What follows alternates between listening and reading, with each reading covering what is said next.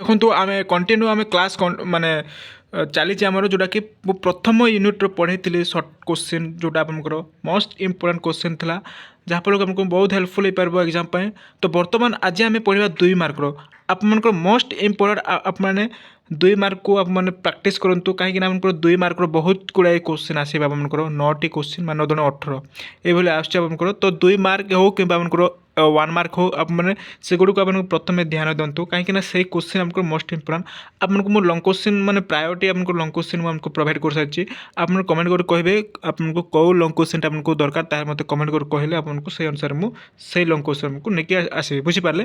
ତ ଦେଖନ୍ତୁ ଆମେ ଗୋଟିଏ ଗୋଟିଏ କରି ୟୁନିଟ୍ 1ରୁ କୋର୍ ପେପର୍ 5, 6, 7 ଏଭଳି କୋର୍ ପେପର୍ 7 ପର୍ଯ୍ୟନ୍ତ ୟୁନିଟ୍ ୱାଇଜ୍ ମାନେ ଆମେ ଡିସ୍କସନ୍ କରିବା ପ୍ରତ୍ୟେକ ଦିନ। ତ ଦେଖନ୍ତୁ କାଲି ମୁଁ ଆପଣଙ୍କୁ 1 ମାର୍କର ଏଇଟା ପଢ଼େଇଥିଲି। ତ ଆପଣମାନେ ଯଦି ଦେଖିନାହାନ୍ତି ଦେଖିଦେବେ ଆଉ ଏଇଟା ମୁଁ ଟେଲିଗ୍ରାମରେ ଛାଡ଼ିଦେବି ଆଉ ଟିକେ ମୋତେ ମାନେ ଟାଇମ୍ ଦିଅନ୍ତୁ। ଟେଲିଗ୍ରାମରେ ସମସ୍ତେ ଜଏନ୍ ହେଇଯିବେ। ଆଜି ଆମେ ପଢ଼ିବା 2 ମାର୍କର ମାନେ 2 ମାର୍କର ମୋଷ୍ଟ ଇମ୍ପୋର୍ଟାଣ୍ଟ ଦେଖନ୍ତୁ ଆପଣଙ୍କର ରହିବ 2ଟି ବାକ୍ୟରେ ଲେଖ ଆପଣଙ୍କର ଆସିବ। ତ ଏଇ କୋଶ୍ଚିନ୍ଟିକୁ ବାରମ୍ବାର ମନେ ରଖିବେ। ତ ଚାଲନ୍ତୁ ତା ପୂର୍ବରୁ ଯଦି ଚ୍ୟାନେଲକୁ ନ ଆସିଥିଲେ ଚ୍ୟାନେଲକୁ ସବସ୍କ୍ରାଇବ୍ କରିଯାଆନ୍ତୁ ଆଉ ଚ୍ୟାନେଲକୁ ନ ଆସିଥିଲେ ଚ୍ୟାନେଲକୁ ସବସ୍କ୍ରାଇବ୍ କରିଯିବା ଭିଡ଼ିଓ ଗୋଟେ ଲାଇକ୍ କରିବେ ସମସ୍ତେ ଗୋଟେ ଲାଇକ୍ କରିବେ। ତ ଚାଲ ପ୍ରଥମ କୋଶ୍ଚିନ୍ ରହୁଛି ଦେଖନ୍ତୁ କେଉଁଠାରେ କଟକ ଇଂଲିଶ ଚ୍ୟାରିଟି ସ୍କୁଲ ଓ କେବେ ପ୍ରତିଷ୍ଠା ହୋଇଥିଲା। ତ ଦେଖନ୍ତୁ କଟକର ମିଶନାରୀ ମାନେ ତାଙ୍କ ଦ୍ୱାରା 1823 ମସିହାରେ କଟକ ଇଂଲିଶ ଚ୍ୟାରିଟି ସ୍କୁଲ ପ୍ରତିଷ୍ଠା ହୋଇଥିଲା। କେତେ ମସିହାରେ ଏଇଟା ବି ମନେ ରଖିବେ 1823। ତ ଏହା ଓଡ଼ିଶାର ପ୍ରଥମ ଇଂରାଜୀ ମାଧ୍ୟମ ବିଦ୍ୟାଳୟ ମଧ୍ୟ କୁହାଯାଉଥିଲା ହେଲା। ତ ପରବର୍ତ୍ତୀ ପ୍ରଶ୍ନ ଦେଖିବା 2 ନମ୍ବର କୋଶ୍ଚିନ୍ ହେଉଛି ଦେଖ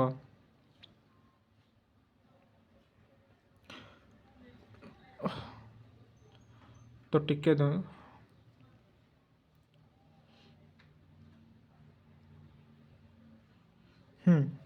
चलो तो क्वेश्चन नंबर 2 केउ स्कूलटी केबे बड़ंग स्कूल परिणत होता। तो कटक इंग्लिश चैरिटी स्कूल 1830 मसीह बड़ंग स्कूल रे परिणत होता। एठारे छात्र मानू रहिबा खाइबार सुविधा मिलूला। क्वेश्चन नंबर 3 देखंतु ओडिशा रे आफ्लो वर्नाकुलार स्थापनर मूल लक्ष्य कौन थिला। माने लक्ष्य थिला इंग्राजी एवं ओडिया भाषा रे शिक्षा प्रदान करबा या द्वारा उभय भाषा रे ज्ञान आहरण करबा संभव होइथिला। तो देखो तार क्वेश्चन मु आपको कहि दउची माने तार आंसर एटा आप माने तो एते इंपोर्टेंट नुह एटा मु जहाँ भी इंपोर्टेंट कुछ लिखिदेवे कि समस्त क्वेश्चन को माने प्रैक्टिस करदेवे आखि बुले देवे ताले बहुत हेल्पफुल हो पार बुझीपारे। तो क्वेश्चन नंबर 4 देखो केउठारे प्रोटेस्टांट यूरोपीय स्कूल माने केबे प्रतिष्ठा होइथिला। तो कटक मिशनारी मान द्वारा 1835 मसीह प्रोटेस्टांट यूरोपीय स्कूल प्रतिष्ठा होइथिला जहाँकि ए स्कूल यूरोपीय छात्र मानक शिक्षा दि जाउथिला। तो ये इंपोर्टेंट क्वेश्चन। तो देखो 5 नंबर क्वेश्चन नंबर 5 रोचे देखो क्वेश्चन नंबर 5 हूँ लॉर्ड हाड़िया समग्र बंगदेश केतोटी भाषा विद्यालय प्रतिष्ठा आदेश प्रचार करते। लॉर्ड हाड़िया समग्र बंगदेशर 101टी भाषा विद्यालय प्रतिष्ठा करने आदेश प्रचार करते। यह विद्यालय गुड़िक स्थानीय भाषा शिक्षा प्रदान कर। तो परवर्ती प्रश्न देखा एत इंपोर्टाट नुहे से जहाँ भी इंपोर्टाट कौच लिखिदेवे समस्त क्वेश्चन को अपने इंपोर्टाट देवे कहीं आपको क्वेश्चन आसीपे मे बी। वुड डेस्पाच शिक्षा नीति आधारित ओडिशा रे स्थापन करा जाइथिबा 2टी स्कूल नाम लेख। तो वुड डेस्पाच शिक्षा नीति आधार ओडिशा रे स्थापन करा जाइथिबा 2टी स्कूल नाम है कटक जिला स्कूल और आ गोटे बालेश्वर जिला स्कूल। तो ये स्कूल गुड़िक उच्च शिक्षा गुरुत्वपूर्ण थिला सेते बेले हैला। परवर्ती प्रश्न देखिबा सटन साहेब मोस्ट इंपोर्टेंट। सटन साहेब प्रथमे केउ भाषा रे केबे ओडिया व्याकरण रचना करथिले। तो सटन साहेब प्रथमे 1841 मसीह इंग्राजी भाषा ओडिया व्याकरण रचना करथिले। क्वेश्चन नंबर 8 देखिबा केउ मानक सहाय्य केबे प्रतिष्ठा प्रतिष्ठित कटक प्रिंटिंग प्रेस प्रतिष्ठा होइथिला। एटा गौरीशंकर राय एवं तांकर सहयोगी मानक द्वारा साहाय्य करथिले जोटा 1867 मसीह कटक प्रिंटिंग कंपनी प्रतिष्ठा होइथिला। अच्छा परवर्ती प्रश्न 9 क्वेश्चन नंबर 9 देखिबा 1857 रु 1870 मध्य ओडिया पाठ्यपुस्तक अभिवृद्धि 2टी मुख्य कारण लेख। 1857 ରୁ 1870 ମଧ୍ୟରେ ଓଡ଼ିଆ ପାଠ୍ୟପୁସ୍ତକ ଅଭିବୃଦ୍ଧିର ଦୁଇଟି ମୁଖ୍ୟ କାରଣ ଗୁଡ଼ିକ ଦେଖ ଏଇଠି ଆପଣଙ୍କୁ ଲେଖିବାକୁ ପଡ଼ିବ। ଏଇଠି ଦେଖନ୍ତୁ, ପ୍ରଥମ ହେଲା ମିଶନାରୀମାନଙ୍କ ଦ୍ୱାରା ଓଡ଼ିଆ ଭାଷାରେ ପୁସ୍ତକ ପ୍ରକାଶନ, ଆଉ 2 ନମ୍ବର ହେଲା ଇଂରାଜୀ ଶିକ୍ଷାର ପ୍ରଚଳନ ଫଳରେ ସ୍କୁଲ ଓ କଲେଜରେ ଓଡ଼ିଆ ପାଠ୍ୟପୁସ୍ତକର ଆବଶ୍ୟକ। ଏଇ ଦୁଇଟି ଆପଣଙ୍କର ଲେଖିବେ। ପରବର୍ତ୍ତୀ ପ୍ରଶ୍ନ ଦେଖିବା କ୍ୱେଶ୍ଚିନ୍ ନମ୍ବର 10। କ୍ୱେଶ୍ଚିନ୍ ନମ୍ବର 10ର ପ୍ୟାରୀମୋହନ ଆଚାର୍ଯ୍ୟଙ୍କ ଓଡ଼ିଶାର ଇତିହାସ କେଉଁ ପ୍ରେସ୍ରୁ କେବେ ଆତ୍ମପ୍ରକାଶ କରୁଥିଲା? ପ୍ୟାରୀମୋହନ ଆଚାର୍ଯ୍ୟ ଓଡ଼ିଶାର ଇତିହାସ 1879 ମସିହାରେ କଟକ ପ୍ରିଣ୍ଟିଂ କମ୍ପାନୀ ପ୍ରେସ୍ରୁ ଆତ୍ମପ୍ରକାଶ କରିଥିଲା। କ୍ୱେଶ୍ଚିନ୍ ମନେ ରଖିବେ, ଏଇ ଯାକ କ୍ୱେଶ୍ଚିନ୍ ଆପଣଙ୍କର ଆସିବ ହେଲା। ତ ପରବର୍ତ୍ତୀ ପ୍ରଶ୍ନ ଦେଖିବା ଆମେ ଆଧୁନିକ ପାଠ୍ୟପୁସ୍ତକର ଦୁଇଟି ପ୍ରମୁଖ ଲକ୍ଷ୍ୟ କ'ଣ? Most important question. ତ ଆଧୁନିକ ପାଠ୍ୟପୁସ୍ତକ ଦୁଇଟି ପ୍ରମୁଖ ଲକ୍ଷ୍ୟ ହେଉଛି ଗୋଟେ ଶିକ୍ଷାକୁ ସହଜ ଓ ସୁଗମ କରିବା, ଆଉ ଦ୍ୱିତୀୟଟି ହେଲା ଛାତ୍ରଛାତ୍ରୀମାନଙ୍କୁ ନିଜ ଭାଷା ଆଉ ସଂସ୍କୃତି ସହିତ ପରିଚିତ କରାଇବା। ଏଇ ଦୁଇଟି ହେଲା ତାଙ୍କର କ'ଣ ଆଧୁନିକ ପାଠ୍ୟପୁସ୍ତକ ଦୁଇଟି ପ୍ରମୁଖ ମୁଖ୍ୟ।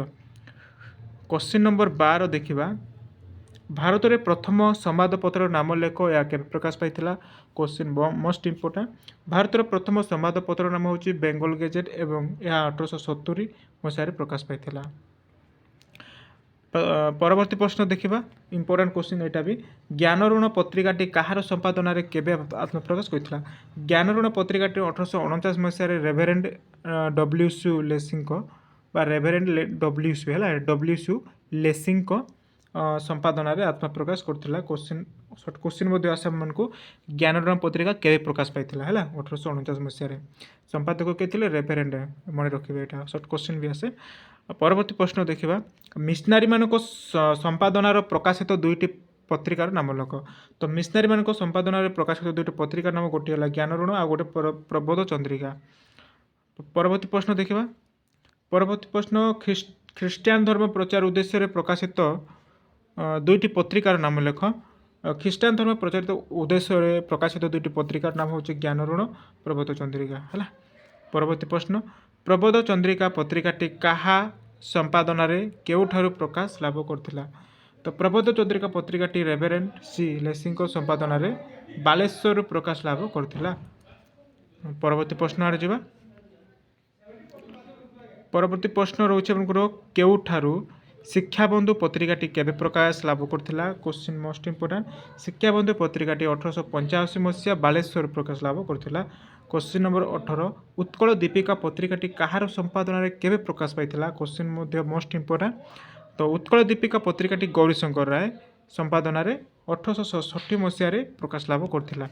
ପରବର୍ତ୍ତୀ ପ୍ରଶ୍ନ ଦେଖିବା 19। କ୍ୱେଶ୍ଚିନ୍ ନମ୍ବର 19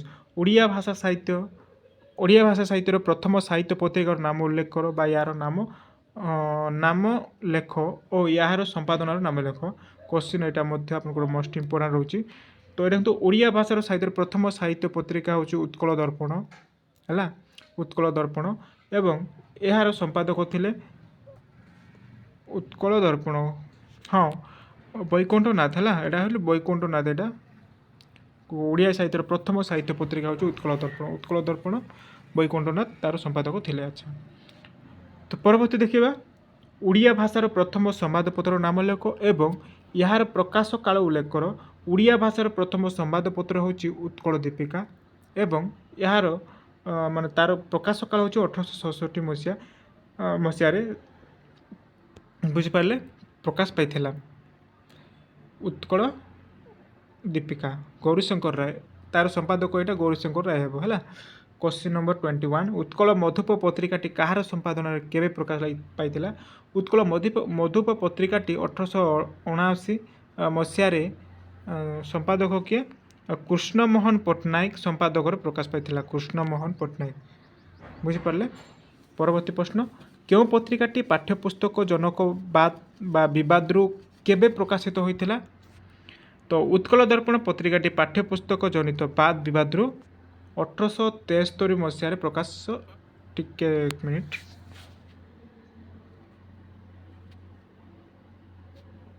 ତ ଦେଖନ୍ତୁ ଉତ୍କଳ ଦର୍ପଣ ପତ୍ରିକାରେ ପାଠ୍ୟପୁସ୍ତକ ଜନିତ ବାଦ ବିବାଦରୁ 1873 ମସିହାରେ ପ୍ରକାଶିତ ହୋଇଥିଲା।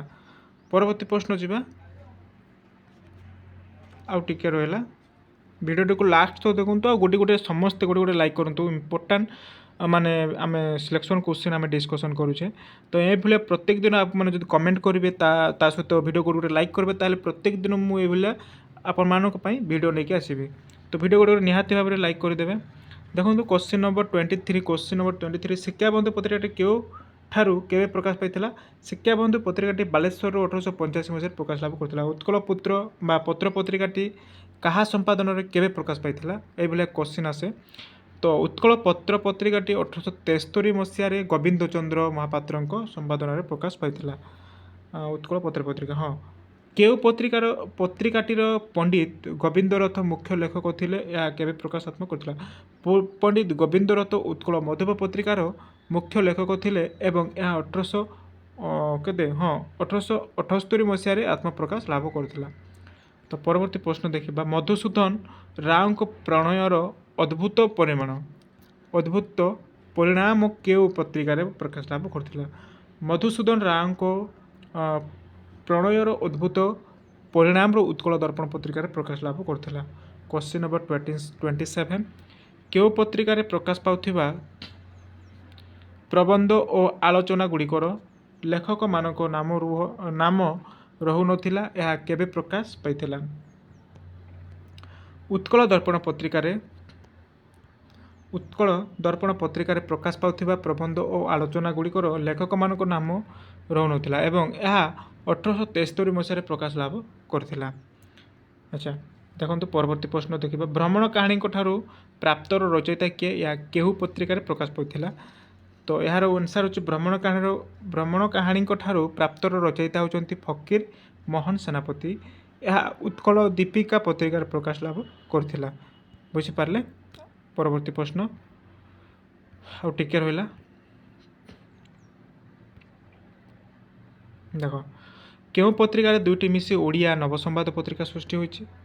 ତ ଓଡ଼ିଆ ନବସମ୍ବାଦ ପତ୍ରିକାଟି ଉତ୍କଳ ହୈତେଶ୍ରେଣୀ ସମ୍ବଲପୁର ହୈତେଶ୍ରେଣୀ ପତ୍ରିକା ଦୁଇଟି ମିଶି ସୃଷ୍ଟି ହୋଇଛି। ପରବର୍ତ୍ତୀ ପ୍ରଶ୍ନ, ସମ୍ବଲପୁର ହୈତେଶ୍ରେଣୀ ପତ୍ରିକାଟି କେଉଁ ପ୍ରେସ୍ରୁ କେବେ ଆତ୍ମପ୍ରକାଶ କରିଥିଲା? ସମ୍ବଲପୁର ହୈତେଶ୍ରେଣୀ ପତ୍ରିକାଟି 1898 ମସିହାରେ ଦେଓଗଡ଼ ପ୍ରେସ୍ରୁ ଆତ୍ମପ୍ରକାଶ କରିଥିଲା। ଏଇଟା ଟିକେ ଦେଖିଦେବେ, ଦେଓଗଡ଼ ମଧ୍ୟ ମେ ବି ଡାଉଟ୍ ଲାଗୁଛି। ଚାଲନ୍ତୁ ପରବର୍ତ୍ତୀ ପ୍ରଶ୍ନ, ଉତ୍କଳ ସାହିତ୍ୟ ପତ୍ରିକାରେ କେଉଁ ପ୍ରମୁଖ ସାହିତ୍ୟଙ୍କ କୃତି ପ୍ରକାଶ ପାଇଥିଲା? ତ ବିଶ୍ୱନାଥଙ୍କର ଯେଉଁଟା ଉତ୍କଳ ସାହିତ୍ୟ ପତ୍ରିକାର ମାନେ ସମ୍ପାଦକ, ଫକୀରମୋହନ ସେନାପତି, ରାଧାନାଥ ରାୟ, ଗଙ୍ଗାଧର ମେହେର, ନନ୍ଦକିଶୋର ଭଲ। ତ ବିଶ୍ୱନାଥଙ୍କ ପ୍ରବନ୍ଧ ଗୁଡ଼ିକ ନିୟମିତ ଭାବେ କେଉଁ ପତ୍ରିକାରେ ପ୍ରକାଶ ପାଇଛି? ଉତ୍କଳ ସାହିତ୍ୟରେ, ମନେ ରଖିବେ, କ୍ୱେଶ୍ଚିନ୍ ମୋଷ୍ଟ ଇମ୍ପୋର୍ଟାଣ୍ଟ ହେଲା। 35 କ୍ୱେଶ୍ଚିନ୍ ହେବ, ରାଧାନାଥ ରାୟଙ୍କ କେଉଁ ଦୁଇଟି କାବ୍ୟ ଉତ୍କଳ ପୂଜା ପତ୍ରିକାରେ ପ୍ରକାଶ ପାଇଛି? ଏଇଟା ଆପଣଙ୍କର ଚନ୍ଦ୍ରଭାଗା ଓ କେଦାର ଗୌରୀ। ଫକୀରମୋହନ ସେନାପତିଙ୍କ ଉପନ୍ୟାସ ଓ ଗଳ୍ପ ଗୁଡ଼ିକରୁ ଅଧିକାଂଶ କେଉଁ ପତ୍ରିକାରେ ପ୍ରକାଶ ପାଇଛି? ଏଇଟା ଉତ୍କଳ ସାହିତ୍ୟରେ, ଆପଣମାନେ ମନେ ରଖିବେ, ମୋଷ୍ଟ ଇମ୍ପୋର୍ଟାଣ୍ଟ କ୍ୱେଶ୍ଚିନ୍। ବୁଝିପାରିଲେ? ଆଉ ଦେଖ,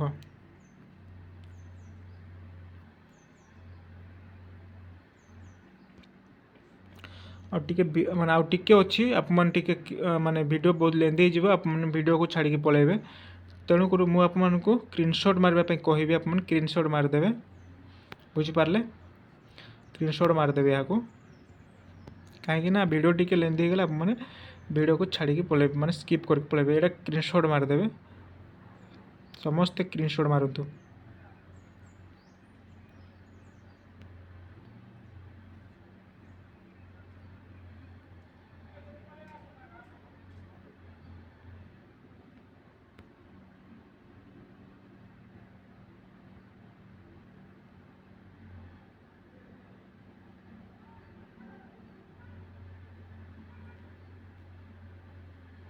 ତ ଏଇଟା ଥିଲା ଆପଣଙ୍କର ପ୍ରଥମ ବା କୋର୍ ପେପର୍ ମାନେ କ'ଣ 5ର।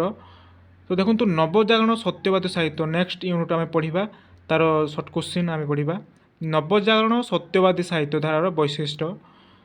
ତ ମୋଷ୍ଟ ଇମ୍ପୋର୍ଟାଣ୍ଟ କ୍ୱେଶ୍ଚିନ୍ ଆମେ ମାନେ ପରବର୍ତ୍ତୀ କ୍ଲାସ୍ରେ ଏଇଟା ଆମେ ଡିସ୍କସନ୍ କରିବା। ତ ଆଜି ପାଇଁ ଏତିକି ଥାଉ। ଆଶା କରୁଛି ଆପଣଙ୍କୁ କିଛି ମାତ୍ରାରେ ଭଲ ଲାଗୁଥିବ। ଭିଡ଼ିଓକୁ ନିଶ୍ଚୟ ଗୋଟେ ଲାଇକ୍ କରନ୍ତୁ, ଆଉ ଚ୍ୟାନେଲକୁ ନ ଆସିଲେ ଚ୍ୟାନେଲକୁ ନିହାତି ଭାବରେ ସବସ୍କ୍ରାଇବ୍ କରିଯାଆନ୍ତୁ, ଆଉ କମେଣ୍ଟ ନିହାତି ଭାବେ କରନ୍ତୁ। ଯାହାଫଳରେ କି ଆପଣ କମେଣ୍ଟ କରିବେ, ତାହେଲେ ମୁଁ ଯାଇକି ମୋତେ ବି ଇନ୍ସପାୟାର ଲାଗିବ ଆଉ ଗୋଟେ ଭିଡ଼ିଓ ଆଣିବା ପାଇଁ ବୁଝିପାରିଲେ। ତ ନିହାତି ଗୋଟେ ଭଲ ଭଲ କମେଣ୍ଟ କରିବେ ଆଉ ଭିଡ଼ିଓକୁ ମାନେ ଲାଇକ୍ କରିବେ। ତ ଆଶା କରୁଛି ଆମେ ପରବର୍ତ୍ତୀ କ୍ଲାସ୍ରେ ଆଉ ଗୋଟେ ୟୁନିଟ୍ରୁ ପଢ଼ିବା ସମସ୍ତ ସିଲେକ୍ସନ୍ କୋଶ୍ଚିନ୍ ଟାଇପ୍ର ଆମେ ନେକ୍ସଟ କ୍ଲାସ୍ରେ ପଢ଼ିବା ବୁଝିପାରିଲେ। ତ ଏଇଠି ମୁଁ ଭିଡ଼ିଓକୁ ରଖୁଛି ଧନ୍ୟବାଦ।